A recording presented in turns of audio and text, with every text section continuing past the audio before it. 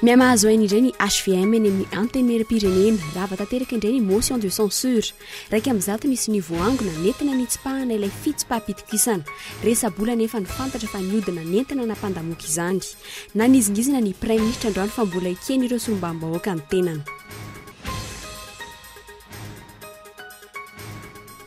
Miandry ny fivoaran'ny fiainam-bahoaka sy ny fiantraikan'ny fanapahan-kevitra ny raisin'ny fanjakana amin'ny malagasy rehetra tsy hakanavaka ny malagasy miara-miainga ankehitriny. Ny fampitoviana amin'ny malagasy rehetra manerana ny nosy no atao hoe fampihavana-pirenena ho an'ity antoko ity raha ny fanazavahan'ny filoha Ajo Andriananarivelo androany fa tsy ny fanaovana amin'ny zanatr'Indrinila. Vita androany ny famindra-pahefana teo amin'ny minisitra teo aloha Fienena Richard sy ny minisitra Vonjimaika Erlanto Ravelo Arsan.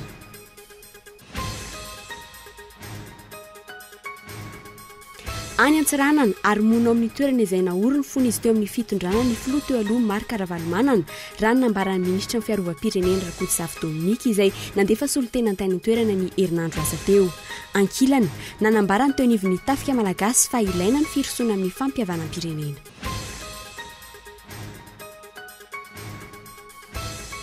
Roa volana izao ny tombo 300 ny fitsidiam-pizahatany teny Andohalo. Everina ny ampitombo izany tay izany hatramin'ny 500 hatramin'ny faran'ity taona ity.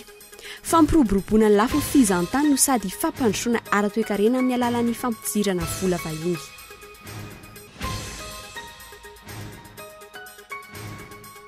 Farany any ivelany zazavavy kely 2 taona sy mpitsabo iray indray no voaporofo fa voan'ny tazo mandriapaka maneran-tany Ebola. Samy tao Guinée no nazahoan'izy ireo ny oritra-karetina. Tamin'ny fahatongavany tao New York vao nipoitra ny soritra-retina. Ity zany zao no tranga faefatra amin'ny valana retina Ebola tonga ao États-Unis. Ny andindiny zavetrany.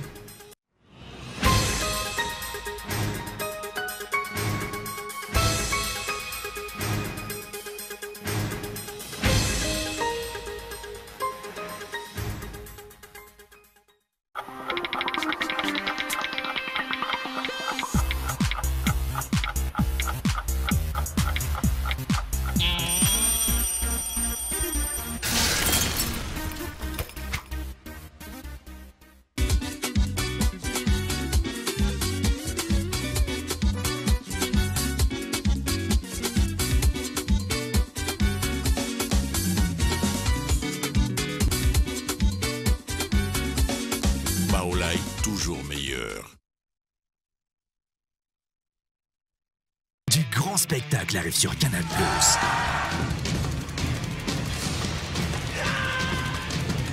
Ben voilà. De qui s'agit-il? Mais qu'est-ce qu'ils ont, Jerry? Qu'est-ce qui se passe?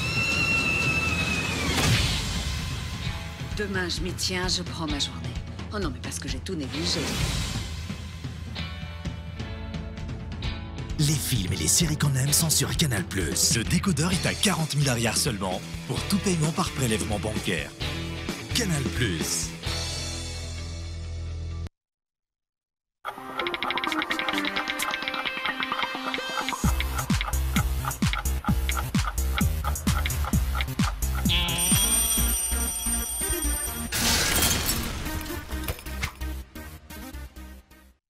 Miarapa tomboky lasy tomboky vavy tonga soa indray amin'izao fotoana ny fampalambo avao eto amin'ny fahitalavitra Cool TV izao asainam-panajany ianao anaraka izany hatramin'ny farany.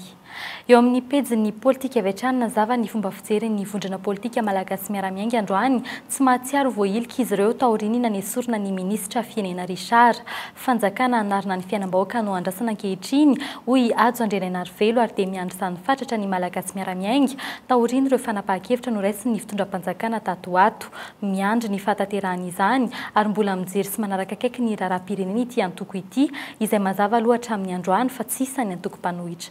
Fanampanazavana. Maro ireo nandika fa hoe faniliana sy fandemena ny antoko malagasy miara-miainga ny fanesorana ny minisitry ny angovo Fienena Richard izay sekretera jeneraly n'ity antoko ity tao anatin'ny governemanta ny vahaolana andrasan'ny vahoaka malagasy ny zava-dehibe hoy Ajo Andriananarivelo androany tsy amin'ny delestaziany fa amin'ny fiainam-bahoaka amin'ny ankapobeny mihitsy. Zay tsy natsapa amin'le izy faniliana fa fatsapanay hoe zay zany contribution anay ampandehanana ny firenena. Dia miandry zay zany fa aoriana nandehanan'ny ministra anay dia andeha ny firenena irehitra daholo ny jiro eto Madagasikara fa raha ohatra kosa tsy zay ny tanteraka dia eo zay vao mahatsiaro hoe fanoliana le izy zay ngamba ny tena mazava ary fa isahirana amin'ny firenena androany tena sahirana mihitsy ny ilain'ny firenena dia mpitondra chauffeur en ambulance tena dokotera marina hitondra ny malagasy hitsabo ny malagasy makany amin'ny fanalana amin'ny marary rehetrarehetra fa tsy chauffeur na corbiara akory satria androany mipesta mitombo ny zavatra rehetrarehetra mijaly ny vahoaka maty ny vahoaka be ny maty amin'ny fandriam-pahalemana ka dia izay ny fanirinay dia tena ahita dokotera hitondra ny ambulance maro ny Madagasikara fa tsy sanatria akory hoe chauffeur na corbiara indray ka hitondra ny Madagasikara ny tsisy. Etsekilan'izay misy ny teny fampanantenana nataon'ny lehiben'ny governemanta sy ny filoham-pirenena amin'ny fanarenana ny lafin'ny toe-karena sy ny sosialim-bahoaka ankehitriny. Miandry ny fandraisana andraikitra sy fahatsiarovatena amin'ireo solombavam-bahoaka, malona ny tokony omena ny vahoaka ny fidy azy ny antoko malagasy miara-miainga ankehitriny araka ny tenin'ny Prime Ministre ho tsaraina amin'ny asany avokoa ny rehetra. Na dia izay malagasy miara-miainga tamin'ny propagande nataoko tsy nilaza hoe vita ao anatin'ny 3 volana ny délestage. Satria fa fantatray tamin'izany fa tsy ho vita ao anatin'ny 3 volana ny délestage fa sarotra manao kobakam-bava. Prime Ministre moa ho tsaraina daholo ny olona rehetrarehetra.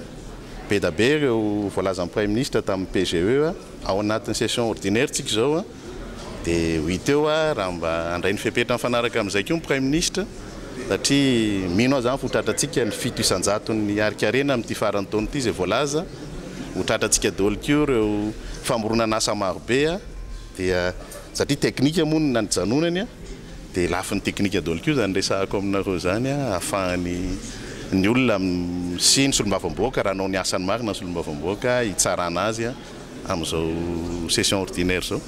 Mahakasika ny fampihevanam-pirenena kosa ohatra iray ahitana taratra ny endrika tian'ny fanjakana antanterahana izany ny resaka délestage raha ny fanazavany Adzo Andrianarivelo androany. Aminay zany fampihevanam-pirenena zany dia tokony atao mitovy daholo ny vahoaka malagasy rehetrarehetra. Raha ny teny ny filoham-pirenena tamin'ny fampelezan-kevitra ho tapaka ny délestage anatin'ny 3 volana efa tamin'izany ange zany nisy ny délestage fa itsika teto Antananarivo ve niaina an'izany délestage zany fa tadiavako tsy niaina an'izany tsika androany voatery niaina an'izany délestage zany daholo na eran'ny Madagasikara dia zay tsika voataitra. Androany mety maty ny frigonareo satria misy glasy azodiny eto Antananarivo dia mikoropaka tsika fa mahafantatrareo ve efa niaina ny délestage nandritra ny taona maro ny tany Belle sur Turbine, ny tany Manja, ny tany Bealalana sy tany amin'ny faritra maro samihafa. Ho anay zany ny fampihevanam-pirenena dia miainga amin'izay dia izay ny fampihevanam-pirenena tena izy no hoe ahoana ny hijerena ny vahoaka malagasy tsirairay avy ary tsinjovana ny vahoaka malagasy tsirairay avy mba tsy hanana ny vahoaka anankiray amina faritra anankiray hoe tsy mety zao mahazo anazy zao fa misy mozana-tsindrin'ilo. Mazava zany ny toerana misy ty antoko ity ankehitriny tsy isan'ny mpanohitra ny filoham-pirenena izy ireo nefa hanaraka akaiky ny zava-bitan'ny governemanta kosa. Raha tsy ahivy ny ty antoko politika ity no isan'ny mbola antoko iray tsy mivaky hatreto raha oharina amin'ny mouvance sy ny antoko politika samihafa. Nitotsain'androany moa ny famindra-pahefana teo amin'ny ministry ny angovo teo aloha Fienena Richard sy ny ministry ny toe-karena izay isahana ny toerana Vonjimaiky etsy Ampandrinomby maro tamin'ny mpanao gazety no tsy nahazo loatra ny tiany jeneraly Heriranto Ravelo Arson nolazaina raha nanambara ny tenany androany fa ilaina vahaolana maiky saingo jerena amin'ny fomba maharitra ny resaka délestage fantatra kosa fa tanana kavana ny filoha teo aloha Marc Ravalomanana no andray ity ministera ity famtinana. Ho an'ny mponina Antananarivo sy ireo any amin'ny faritra izay efa ela nijaliana tamin'ny délestage avy hatrany dia vahaolana mahomby no niraisy ny akamaroan'ny mpanara-baovao ny fanesorana ny tompon'andraikitra izay naverimberan'ny fanjakana fa tsy ampy traikefa hoentina mahana ny olana ny délestage ny zava-misy hatramin'ny androany mbola miaina ao anatin'ny aizina ny toerana hatrany amin'ny 90 manerana ny nosy. Inona ary nataon'ny ministra vaovao? Dia mbola eo nampiara-miasa aho dia rehefa avy eo ngamba vao miresaka asatsika. Fa tsy hoe tonga androany zao dia zao aho dia ahita vahaolana zao dia zao ny olana tiako apetraka kosa dia zao problème délestage dia mila vahaolana maiky fa tsy voatery hoe zay vahaolana maika zay dia vahaolana marotra. Arak'izany nilazany tsy mbola manana vahaolana avy hatrany dia azo ampiarina ny ministra mpisolo-toerana ary nanteriny fa lavitresaka ny fizahana izany. Tsy ho foana avy hatrany arak'izany ny delestazy. Antony ametrany ny mpanara-baovao fanontaniana ny hoe ampy ve ilay 2 volana vao nahazoana vola voalazan'ny Prime Ministre fa nafahany governemanta ny asa ka nitsarana ny ministry ny angovo teo aloha ity faran'izay nitsodrano ny mpandimby toerana azy. Rarosoanao mba havita bebe kokoa no zay vita izay, metimety kokoa no zay vita izay, ary tsaratsara kokoa no zay vita izay. Matoky izay rehetra fa matoa napetraka Andriamanitra eo ianao, napetraka ny fanjakana eo ianao, dia ianao tokoa ilay olona afaka mahita vahaolana amin'ity olana menjady amin'ny firenena isan'andro ity. Tsy hay ihany koa ny tsy saotra ny fapilavany manokana androany ny rahalahako ajo Andrianarivelo zay filohany antoka MM satria rahalahy mianala tokoa izy toko zako tokony matoa izy tonga eto androany dia fanosotana lehibe tsy tonga ministra teo tamin'ny volana avril raha tsy ny antoko MM no nangolotra fa izy saorako azy ireo manerana Madagasikara ireo député 5 misy ao anatin'ny antemira-pirenena nanao an'izay fanendreny izay tamin'izay fotoan'izay. Nalao mbola ela dia volako lava vao manomboka isika io dia matoky nareo namana ao amin'izany antoko izany fa hiaraka ezaka antsika mba hijery akaiky ny fiainam-pirenena mba ho hitondra antsika azy amin'ny ambonimbony kokoa mba hampandroso an'ity Madagasikara itsika. Raha oviana no foana ny delestazy niaingany indrindra no andrasan'ny mponina manerina ny Madagasikara. Efa maro ihany koa ny anarana mandeha ankehitriny fa hisolo-toerana ny ministry ny angovo ary sekretarana-kavana ny filoha teo aloha Marc Ravalomanana avokoa ny ankamaroan'izy ireo izay lasa mpanolotsaina manokana ny filohampirenena ankehitriny toy ny ministra teo aloha ary Sandrianarimanana voatonona ihany koa ny anaran'ny François Rasolo ankoatra ny Jean-Jacques Rabenirina. Vaovao avy eny amin'ny Tsimbazaza kosa indray mahazo aina indray ny HVM eny amin'ny antenimieram-pirenena raha vatanteraka indray ny motion de censure raika amin'zato nisy nivoangona nentina nitsipaka ity fitsipaham-pitokisana ity resabola nefa no fantatra fa niodina nentina na manam-pandamoaka izany na nizingizina ny Prime Ministre androany fa mbola ekeny ireo solombavam-bahoaka ny tenany. Erinirina rabary no mitatitra ny mahakasika izay. 10 ariary isaka ny solombavam-bahoaka no rehefa ny lahara natao amin'ny birao ny filoha-lefitry ny antenimieram-pirenena omaly maraina volano zaraina tsy hampandiny motion de censure nisy tamin'ireo solombavam-bahoaka mihitsy aza no nitsoro vavolombelona fa nandray ity lelavola 10 ariary ity raha nantaniana mikasika izany anefa ireo solombavam-bahoaka HVM nitsipaka marindrano ny fanambazana vola azy ireo filarana karama no natao tao raha ny fanazavany hatrany. Zay mba efa niakatra taty namonjy les sessions mbola tsy endriky nahazo karama ka omaly tokotokony tamin'ny 6 teo dia nahazo fampilazana avy amin'ny fitantanam-bola agnivona antenimieram-pirenena fa tonga ny karama ny député ka tonga dia niakatra zany le député satria zoneny misitraka izany nandeha tavita amin'ny toerana fangalana vola ka io zany navadika ny sasany fa fizavam-bola fividianana député ary ny zavatra fantatro fo dia hoe saika avy amin'ny vondron'olona zay ny taogno ny agnanaovana ny fitsipaham-pitokisana no nagnily izany. Mipetraka amin'ny fanontaniana hoe filarana karama ny député ve dia nandroahana ny mpanao gazety hisitaka ny manodidina ny efitrano fivoriana. Sy vao zao anefa nisy fizarana karama ny député saingy tsy nisy fanakatsakanana tahaka izao. Midika izany fa nisy zavatra nafeny natao hoe ity pahalalana sady mpisehatra politika ity. Amin'ity ndray manodidina iray kosa dia nisy vavolombelona mihitsy dia député anankiray le député ny Majunga nilaza fa hoe nahazo vola ary nomena vola 500 000 ariary na 2 500 000 FMG zany hoe kagy ianao satria zany ve dia zany mba valeur ny député tsika 2 500 000 mampalahelo ambany be mihitsy tena tsisy vidiny satria raha everina sampitovizina amin'le ombivavy be ronono tamin'ny andron'ny président Ravalomanana nombivavy be ronono ange 21 millions député tsika 2 500 000. Tsy vitan'izay fa mbola nisy fampivoriana tampotampoka ihany koa teny amin'ny hôtel Colbert nanangonana sy ny misa araiky amin'ny zato hanajanonana ny motion de censure.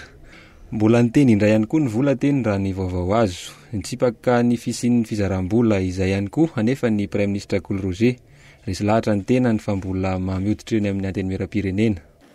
Zay ane tsy manam-bola mihoatra ny sasany fa teneniko aminao na dia hitondra vola fitrano ray eo anao rehefa tsy tiany dia tsy tiany matoa izy mbola mifidy anao hoe mbola ny vote hoe tsy asina izany motion de censure izany dia angamba nahazo vola tany amin'ny sasany izy dia nataony amin'ny posiny dia zay zavatra hitany fara-dalàna ary olona mety hitondra azy amin'ny fahafahana zay no vidiny fa tsy hoe araka ny fananam-bola fa nisy angamba mitondra vola paquet firy tsy fantatro nefa tsy naharesy anay. Raha tsy ahivina efa nisy ny 420 voangon'ny mapara sy ny namany ny anaovana ity motion de censure ity raiky amin'ny 100 ireo nitsipaka teny amin'ny hôtel Colbert raha ireo nijerena 520 izany ireo solombavambahoaka raha toka ka raiky amin'ny 50 ireo lany tamin'ny fifidianana. Ny zava-nisy omaly izay nandroanan'ny mpanao gazety ivoaka ny trano nisy ny fizaram-bola hatreny amin'ny hôtel Colbert sakarama ihany koa no nizaraina teny amin'ny Colbert. Ireo samy député ihany no nisy niedinedina omaly ny laza io fizaram-bola andravana ny motion de censure io. So ihany fa mbola maro ireo député tsy niditra tamin'izany. Mandra-parovina ny fanjakana no anambola hozaraina tahaka izao entina monona afo rehefa misy resaka mafana. Fa tsy mbola misy tokotany mahakasika ny fanambaram-panan'ireo solombavambahoaka hatreto. Mbola solombavambahoaka iray no nantanteraka izany hatramin'ny nahavoafidy azy ireo amin'ity fivoriana ara-potoana faharoa ity no andininy indray ny momba izay fanambaram-pananana izay milaza kosa fa hidina anaramaso ny fizotrony ny amin'ny anteny miram-pirenena ny avy eo anivo ny Bianco atoato indrindra mahakasika ny vola sy ny mety ho kolokolo mihodina ao fanatetina. Entitra ny sampandraraha miady amin'ny kolikoly ary rotsaka antsehatra manoloana ny resaka mandeha momba ny fizaram-bola eny anivon'ny anteny miram-pirenena. Ny safidiny tsy mbola aneo hevitra nefa izy ireo raha nanontaniana telefônina androany. Nanambara kosa nefa izy ireo fa anara-maso akaiky ny fizotry izay fizaram-bola eny amin'ny Tsimbazaza izay. Amin'ny herinandro dia rotsaka anaraka akaiky ny fivoriana izay ataon'ireo solombavambahoaka ny avy eo anivon'ny Bianco. Tsy mbola nanisy toy mikasika ny fanaovana fanambaram-pananana kosa ireo solombavambahoaka hatreto. Mbola naantony ACC izany raha nambaran'izy ireo. Ry fantatsika tsara fa ny antony nandavan'ny ACC an'izy iny dia teo amin'saka procédure formana procédure zany le izy karaka nresana moa zany ny solombavambahoaka efa mifampiresaka fa hoe tsy ho averina ndray mandeha zany izay procédure zay mba azahoany le volavolakevitra aminay zany ho tonga any amin'ny ACC any dia ho averina amin'ity session ordinaire ity zany ny andinihana an'izay zavatra zay fa hatreto aloha zany dia mbola tsy nanao an'izay fanambaram-pananana zay. Raha ny fanazavana azo avy eny anivon'ny anteny miram-pirenena amin'ity fivoriana ara-potoana faharoa amin'izao fotoana izao ity no amerenana andinihana indray ny amin'ny tokony hanaovan'ireo solombavambahoaka fanambaram-pananana. Akoatra ilay rehefa nahavitany azy ny fanaraka tsy hanatanteraka izany aloha ireo solombavambahoaka sisa.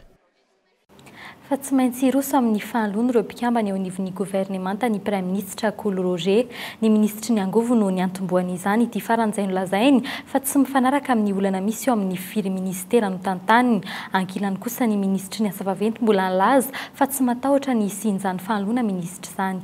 Eriny Narabary. Ny alarobia teo no nesorina tsy io ministry ny angovo intsony ny ministra Fienena Richard olana teo amin'ny Jiramasin'ny Delestage no isan'ny antony nanalana azy raha ny fanambarana avy amin'ny fanjakana Foibe. Petraka ny fanontaniana ny Delestage ihany ve no tena olan'ny malagasy ankehitriny. Isan'ny efa nampitrotra ireo mpampianatra ny olana teo amin'ny fampianarana na eny amin'ny ambaratonga ambony na eny amin'ny fanabeazana fototra. Efa niariarany koa ny tsy fahombiazan'ny ministry ny fitaterana raha tsy ilaza fa tsy ny olana sedrain'ny orinasa Air Madagascar. Voatonona matetika ihany koa ny ministry ny fiompiana izay efa notradradradrain'ireo solombavambahoaka fa mampitombo ny alatromby any atsimo, ny valala izay tsy ahitamba-olana. Raha nanontaniana mikasika izany ny prime ministre Cool Roger androany nilaza ny tenany fa tsy nahavaolana ny ministry ny angovo. Teneniko taminareo Andriamatoa Fienena dia sahala amin'ny hoe angamba misy fa ohatra efa nomeko any izy io ohatra ny hoe izy angamba ohatra n'ireny Bentley zany hoe tomobile matanjaka ary tena tsara tena manana ny maizy azy fa angamba ny tomobile ilaitsika des 4x4 un peu moins développé peut-être mais manana sens pratique na sens différent zany hoe angamba mety ahita lalana momban'izany. raha nanontaniana mikasika ity fanoloana minisitra ity ihany koa ny minisitra Roland Ratsiraka no mafisiny fa efa tratra ny tanjona napetrany to milaza amin'ny fomba golaka fa tsy matahotra ny mitofisiany izany fanoloana olona izany. Ny resaka teneninao teo momba gouvernement iny moa zany dia hitantsika fa iainantsika menakavy fa za fotsiny miteny hoe filaminana dia fahendrena ho antsika menakavy satria io ihany nazahoantsika vokatra maharitra. Raha zako minisitra miteny hoe afapo amin'ny asa ohatrany manahirana amin'ny teny an'izany fa ny feo izay avy any amin'ny vahoaka na avy amin'ny mpanjifa na avy amin'ny somba vahoaka na amin'ny tompona andraikitra rehetra dia mety mandeha ihany hoe milamina le asa. Nampametra-panontanianany maro ity valitenin'ny Praiminisitra Koloroze ity, milaza izy fa mbola izy no takin'ny zava-misy ankehitriny nefa enim-bolana izao ny zoroan'ny gouvernement tatantaniny, tsy mbola misy politika mazava hitondrana ny firenena. 12 pejy ny PGE na ny politika mpanjakana ankapobeny natolotra teny amin'ny antenimieram-pirenena. Intelo ihany koa no efa voahambana tamin'ny motion de censure saingy nanjavona tao ren'ny fampitenenana ny vola hatrany izany. Fa mahakasika ny raharaha Marc Ravalomanana kosa indray mifanohitra ny hevitra voizina eo anivon'ny mpanohina ny filoha teo aloha Marc Ravalomanana amin'izao fotoana izao hoe tsy andaniny raha miantso fitoniana ireo solombavambahoaka. Misy kosa nefa ny mpanohana sasany hatrany ivelany miantso anao fihetsiketsehana raha mpitso mitaky ny famoahana azy. Misy tsy fanarahana izany ireo amin'ny fianakavian'ity filoha teo aloha ity sy ny mpanao politika sasany izay manohana azy mbola manjavozavo ihany koa ny toerana misy ity filoha teo aloha ity. Fanatetiny. 12 andro aty aorian'ny isamborana sy ny tazonana ny Ravalomanana Marc dia hita soratra fa tsy mitovy hevitra ireo mpanohana azy. Miantso fitoniana ireo solombavambahoaka timo taorian'ny fiantsoana fitoniana nataon'ny Ramatoa Laloha Ravalomanana tamin'ny fiandohan'ny herinandro teo. Itsika moa zany dia ao anatin'ny fotoana tena ilana fitoniana eto amin'ny firenena. Iarahantsika malala moa fa ny filoha Marc Ravalomanana dia noditra eto an-tanindrazana. Ary raisintsika hoe amaolo-pirenena azy dia manana zo izy ody sy ivoaka an'ity firenena ity. Tsy toy izany kosa nefa ny zava-misy ao amin'ny tranokala Ramatoa Laloha Ravalomanana androany. Misy vondrona mpanohana ity filoha teo aloha ity miantso hidina an-dalambe. Mazava ny toromarika eto amin'ity tranokala ity momba izany. Misy vondrona mpanohana ny Marc Ravalomanana avy any ivelany ihany koa milaza ny anao hetsika ny Trocadéro Paris ho an'ny rahampitso raha toa ka hanangina ireo fianakaviana sy olona akaiky azy eto Madagasikara. Tsy mbola mazava kosa hoe aiza marina ny misy ity filoha teo aloha ity amin'izao fotoana izao. Raha nilaza ny vondrona sasany fa efa eto Antananarivo i Ravalomanana Marc, laza ho tsy mahalala na inona momba izany kosa ny solombavambahoaka timo. Miantso amin'ny firosoana amin'ny fampihavana-pirenena kosa nefa izy ireo. Hatreto aloha zany dia mbola tsy niona taminy zahay dia midiky zany fa tsy mbola eto Antananarivo izy. Tena marina zany dia miandro zany tsika ny fampihavana-pirenena. Izay ny filoha Ierra Jonary Mampianina moa zany ny tompona andraikitra voalohany ko antso no ataonay solombavambahoaka hoe andraikitra ao zany Andriamatoa filoha ko dia miandra izahay satria dia izay no rasany vahoaka satria raha tsisy ny fitoniana dia tsy afaka mirositsika atao fampandrosoana. Tsy mbola mazava tanteraka araka izany ny momba ity filoha teo aloha ity sy izay tena misy azy marina. Inona no ao ambadiky ny fahanginan'ireo akaiky azy? Voafandalitra ve izany ireo mpomba azy izay milaza vonina hidina an-dalambe? Roa andro izay nandeha niretsaka fa efeny faravohitra ny filoha teo aloha Marc Ravalomanana amin'izao fotoana izao any Antsirana ary monina amin'ny toerana iray izay naoro ny fony izy mbola teo amin'ny fitondrana ity filoha teo aloha ity raha nambara ny ministry ny fiarovam-pirenena Rakotomanga Dominique izay nandefa solitena tany an-toerana ny herinandro farany teo na izany aza tokony hiroso amin'ny fampihavanam-pirenensika. Fanadina hoentinika eto Andretsilavo. Any zany any Dego any amin'ny prison militaire. Izy efa tonga nalain'olona keriny no henony sofiko fa ny masoko tsy nahita. Tsy mitombony izany voalazan'ny mpomba azy izany hoy ny folo alindahy. Milamina tsara, tsy araka ny resaka mandeha ny filoha teo aloha Marc Ravalomanana ny Antsiranana amin'izao fotoana izao, hoy ny folo alindahy. Ao amin'ny site présidentiel, toerana naory ny fony izy teo amin'ny fitondrana no misy azy. Ny fitondram-panjakana no miantoka ny rehetra. Raha ny fanazavana azo, arovana toy ny eny avoloha ity filoha teo aloha ity.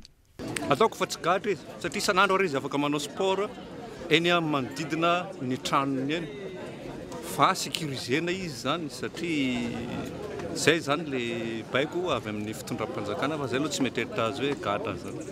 Ankoatr'izay, mandefa olona matetika any an-toerana namarina vaovao sy ny fiarovana azy ny tompona andraikitra eo anivon'ny tafika raha ny fanazavana azo hatrany. Farany teo, tany an-toerana ny lehibe ny tamazoro ny tafika malagasy, tsy nisy anefa mifampiresahana teo amin'ny roa tonta. tsy nifampiresaka zay mirahalahy mianaka fa mifampitazana ka ataoko angambany ny olo mifampitazana tsisy resaka ny fanaovana mikasika ny hatreto aloha dia tsisy resaka ny fanaovana tamin'ny filoha teo aloha Andriamatoa Marc Ravalomanana. Ankilany nanambarany teo anivon'ny tafika malagasy fa ilaina ny firosoana amin'ny fampihavana-pirenena. Vokatry ny politika sy ny toe-java-misy ankehitriny tsy maintsy politika no amahana ny olana. Efa ela zay nivonona tamin'izany fa miandry zay efa efony fa afenoany fepetra apetraky ny mpanao politika samihafa satria tadio fa izao zavatra zao dia vokatry ny politika tany aloha daholo ka tsy maintsy politika nitravonana azy. Tsy maintsy mandray andraikitra ny tsirairay mba hisiany filaminana sy ny fampandrosoana maharitra. Efa vonona hiatrika izany ny eo anivon'ny tafika malagasy raha ny fanazavana azo. Ny eo amin'ny Ankolafy Ravalomanana kosa ny safidiny angina miandry izay mety ho fiovan'ny toetra raha taoriny ny lahateny izay nataon'ny Lalao Ravalomanana tamin'ny mpanao gazety teny Faravohitra farany teo. Fa eo amin'ny lafiny fizahantany kosa indray nosokafana ho an'ny fanasongadinana ny asa tanana vita malagasy ny zaridaina Andohalo nanomboka ny faran'ny volana aogositra teo. Fampiroboroboana ny fizahantany no tanjona amin'izany hetsika izany. Eo ihany koa ny fampandrosoana ara-toe-karena amin'ny alalan'ny fampidirana vola vahiny hiavaka amin'ny famorona ireo mpivarotra ampiranty ny asa tanana iny Andohalo. Fanatetiny. Rovolan'izao ny tompo 300 isanjato ny fitsidiam-pizahantany teny Andohalo. Everina ny ampitombo izany izany hatramin'ny 500 isanjato hatramin'ny farany ity taona ity. Trano efa fampiratiana sy fivarotana asa tanana malagasy misy 7 no atsangan'ny commune Antananarivo renivohitra sy ny région Île-de-France tety Andohalo. Toerana manatantara ny zaridainan'Andohalo, antony savianana ity toerana ity anatanterahana ny tetikasa. Isan'ny ampiratiana amin'izany ireo asa tanana vita amin'ny rofia, hazo, sary sikotra ary lamba landy. Ity sy ampiariny ity izay mamerona fianakaviana hatramin'ny roa tapitrisa manerana ny Madagasikara. Zany ny zavatra vokarinay dia zavatra vaovao foana ary ahitana zany mirakitra tantara Madagasikara. Manana ny lanja lehibe zany eo anatin'ny vahiny mpitsidika sy eran'izao tontolo izao azy olona mandalo satria amin'iny alalan'ny olona any Madagasikara ary lanjanay anankiray lehibe koa eo fampidirana vola vahiny satria rehefa vahiny ireny rehefa tonga ety dia rehefa misy zavatra mahafinaritra azy dia mividy izy dia anisany ivitoerana fampandrosoana Madagasikara koa zany ny antony nanasianandreo. Fepetra voalohany savidianana ireo mpivarotra ireo ny mahampamorona azy.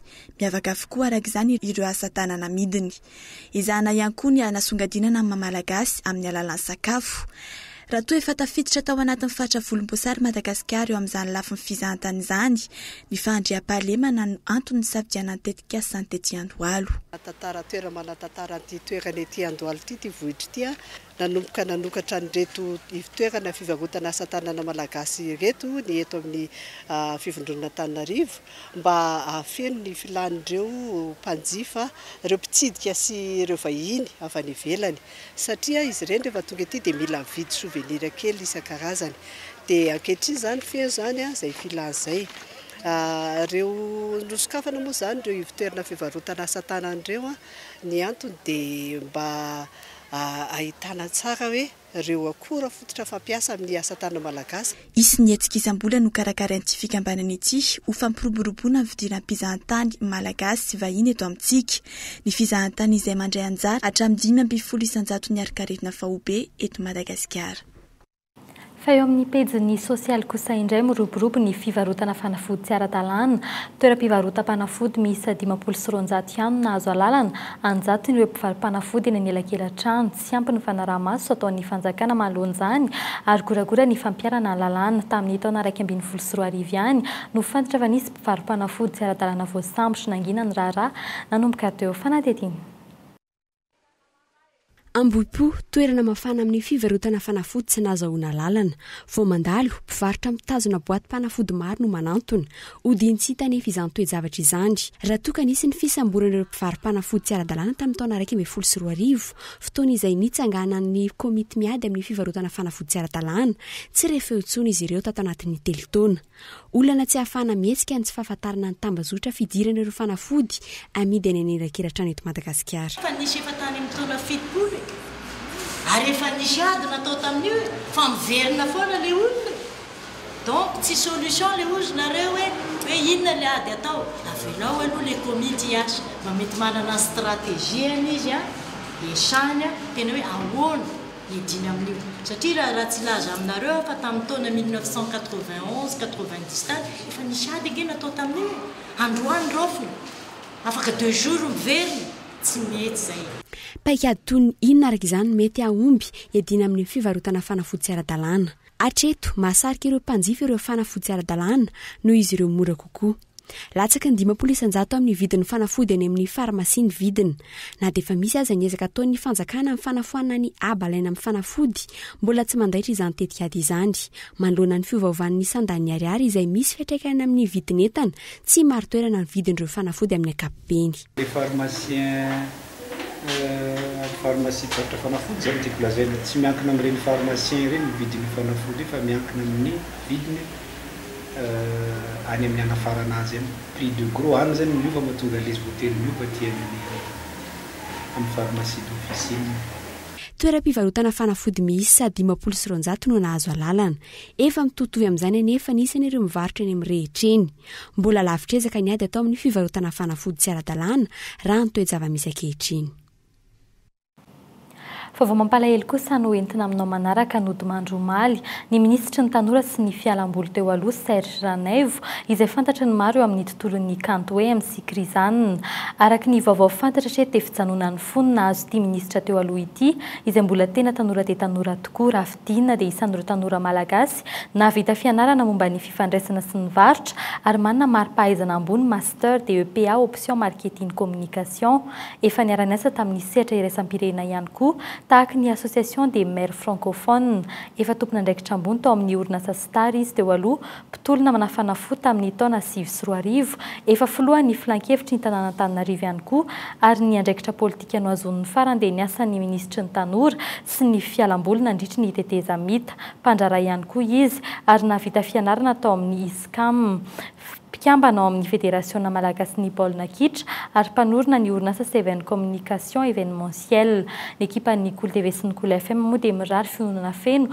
ho an'ny fianakaviany tompokila fa isan'ny vaovao voaray tamin'ity andro an'ity ihany koa nodimandry ihany koa ny anabaviny ny filoha taloha Marc Karavalomana ny folakandro io tokony ho tamin'ny efatrory fanontaniana mipetraka ny hoe anatrika izany fahorian'izany ve ny filoha teo aloha sa hanao ahoana tsaroana tamin'ny fotoam-pitondrany nisy ny fahoriana izay namoizan'ny rahalahy nodona tamin'ny filoha teo aloha Ratsiraka Didier izay sesitany politika tany ivelany saingy tsy afaka niverina ny arina anatrika izany ny amiraly andrasana ny vaovao mahakasika izay raha ampitso dia izay koa ny ampitatsika ny amin'ny maresaka avy any ivelany tsy mitsambo-tombo ny fianaky ny valanaretina Ebola zazavavy kely 2 taona sy mpitsabo iraindray no voaporofo fa voan'ity tazo mandripaka maneran-tany ity samy tao Guinée nahazon'izy ireo ny otrika aretina saingy ilay mpitsabo Amerikanina ary tamin'ny fahatongavany tao New York avao nipoitra ny soritra aretina ity izany izao no tranga faha-efatra amin'ity tazo mandripaka ity tonga tao Etazonia fanadidina eo amin'ny sarin'ny France 24 hôpitaly 5 ao New York no efa miomana amin'ny fandraisana ireo marary ny Ebola ka isan'izany hôpitalin'ny Bellevue. Sambany ihany koa i New York no nahitana ity tranga ity. Mpitsabo mikambana ao anatin'ny Médecins Sans Frontières ny asa tany Guinée no voaporofo fa nahazo ny otrika aretina tamin'ny fandraisana an-tanana ireo marary tany an-toerana. Mezaky ny mampilamina ny sain'ny mponina ny ben'ny tanàna New York. Efa manaraka ny fepetra rehetra takina andraisana ny marary ny Ebola ny hôpitaly ny Bellevue raha ny fanambarana nataony ary hôpitaly hafa ihany koa no efa manana ny fepetra iomanana amin'izany ho iatrany izy. Herinandro natongavan'ny Greg Spencer tao New York vao nipoitra ireo fambarana aretina ka nanomboka omaly izy vao noraisina natoka-monina indray fitsaboana. Olona 3 hafa izay tena nifanerasera taminy ihany koa ankehitriny no efa arahamaso akaiky. Etsakilany trangana Ebola no voaporofo tao Mali, zazavavy kely 2 taona avy ao Guinée no fantatra fa mitondra ny otrika aretina. Ireo fambara izay tsy nipoitra raha tsy efa tonga tao Mali. Ny tompona andraikitra ara-pahasalamana tao an-toerana izay nanambara fa mihatsara ny toe-pahasalamana izy zazavavy kely ity. Izy moa izay efa mandray fitsaboana manokana ao andrefany Mali. Na dia mazakazaka ary ny fanandramana maro samihafa anasitranana ny Ebola mbola mijanona ao areti mandoza maneran-tany ity tazo efa nandripaka olona manodidina ny 5,000 ity. aorian'ny fampalalamba avao amin'ny teny frantsay no anarainao ny fandarana amin'ny kolo-hevitra fitrandrahana solika eto Madagasikara aiza ho aiza ankehitriny ohatrinona ny vola miditra amin'ny fanjakana mipetraka ve ny mangarahara io indray no loha hevitra ho velabelarina ny io ao anatin'ny fandarana amin'ny kolo-hevitra iarahana amin'ireo vahiny saina ahitana ny sekretera jeneraly eo anivy ny ministera miadidi ny arena stratégique ny Front National ny KMF Knoe ny professeur Andriatsisehany Marcelin mpampianatra pikaroka azadinoana ary mikolo-hevitra an'io eto amin'ny fahitalavitra sy ny onjapeo ny Kolo TV amin'ny 7h10 minitra. Dia izay koa no entina anakatona ny fiarantsika tato anatin'ny fampalam-baovao amin'ny teny malagasy mbola arahinao amin'ny 7h latsaka ny fampalam-baovao amin'ny teny frantsay ny tenako kosa metraka ny veloma ho amin'ny rahampitso indray veloma tompoko.